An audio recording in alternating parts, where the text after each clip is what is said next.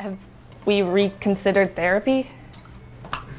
I think you need to do some soul searching. That was one therapist, and I bet she wasn't even a real psychologist. I'm gonna get the garbage.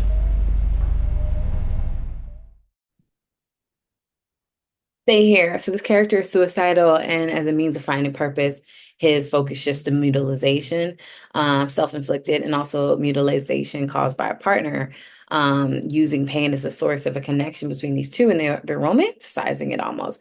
And it feels like he needs a reason to live, and she uses this as his reason, and it makes him feel something, and then it goes too far. And what I love about this is he does find there's more to life than that. And this whole idea of staying here, if you stay here, you will find reasons. And having the juxtaposition between someone that's playing into his fantasies and someone that's playing into the worst parts of him versus someone that's trying to pull him out of it and give him a reason to live that is not harming him even more. And you can see the differences in these two characters. Here, the strong push and pull and juxtaposition of pain versus love, how they can sometimes feel like the same thing, or they're an escape from what's the root that needs to be addressed, and how misery can love company, and when we meet somebody in the same state as us, those same disruptive patterns can feel like home. I thought this was a really important piece, really challenging piece, and very brave in the way that they went about it. It's not a topic that I have seen done very often, and I thought the actors did this with a really nice authenticity and a bravery in their performances, which really sold the script as well. So I hope people can see this piece who need to see it. And it's a good reminder of looking to seek for the healthy ways of dealing with the inevitable pain of living. Stay here. Well, this film was surprising. I have no idea what it was going to be about. It was difficult to predict.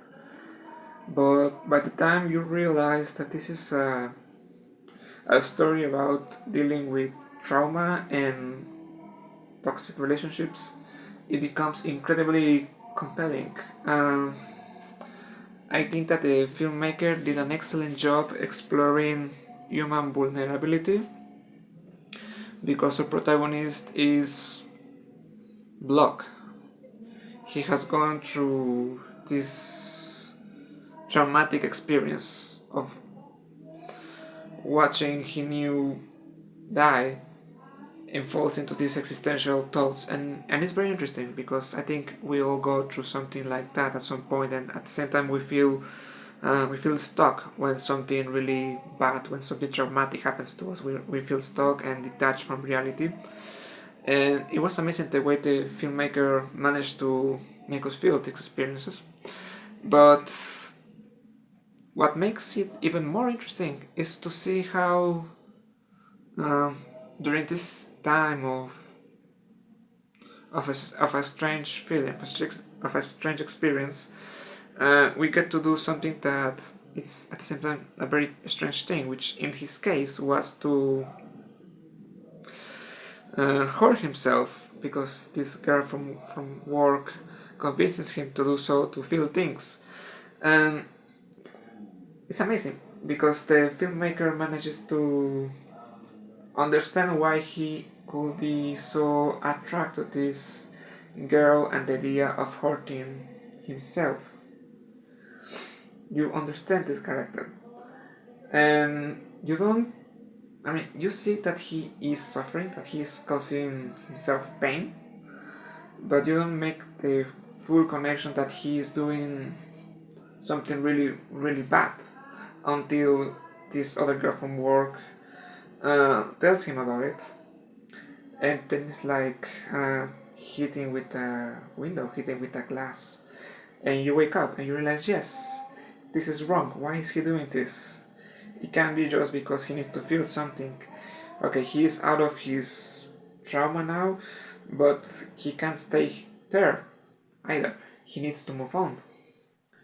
And he needs to find a healthy relationship and a healthy life, and it's fascinating the way he confronts his girlfriend, if we can call her like that, and learns to take care of himself, to stop hurting himself, and to find the actual possibility of moving on in life, not staying in pain, but moving on with whatever is good, whatever is healthy in his life. So I found that idea very beautiful. And even though the film is a little limited in its production elements, I think that the performances were excellent and that the direction was very professional. I'm very interested to watch more films of this filmmaker, and I want to congratulate the whole team for making such a compelling piece. It was truly unique, so thanks for saying it. Stay Here might have been my favorite of this bunch. I really liked it. I thought it was sad without being like boring. It was sad but also like intriguing. Like slow but in a empathetic way. Which I think is such a hard balance to strike, especially in short films. Like, and I think y'all nailed it, yo. Also, I thought the acting was spectacular. I thought the writing was great. The cinematography, production design, all of it worked really well. Um, I think I like the concept of like the idea of like exploring what it mean, like how, what, like the psychology, like the what you call it, like psychology and behavior and cycles of self-harm. So I don't know. I just thought all of it really worked really well together in like a remarkable way. 10 out of 10, great job.